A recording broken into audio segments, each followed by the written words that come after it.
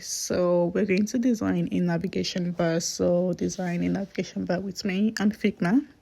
So I started by picking out my frame, then I created my rectangle, then I searched for my plugin. I know I want to use Iconify, so get my plugins. I use Iconify and I also use material design icons to like search for plugins. They actually have really good plugins. I got the plugin that I actually wanted. I wanted the search option. Then I'm going to like design it the way I want it. Now I'm on Iconify to search for more plugins, and these are all my plugins that I actually like got that I needed for like this design for the navigation bar.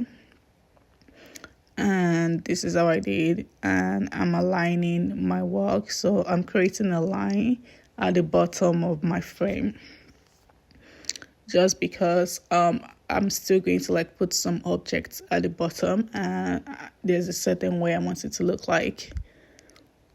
So I'm going to align that and make sure it's a straight line. Then I went on Splash to pick an image for my circle. I picked the image and I brought it to the bottom. Then I wrote this name and the email at the bottom.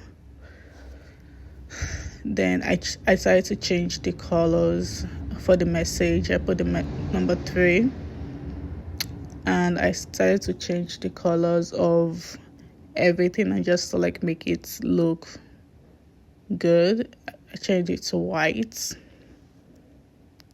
And so yeah, here's my final design of my navigation bar. Thank you. Bye.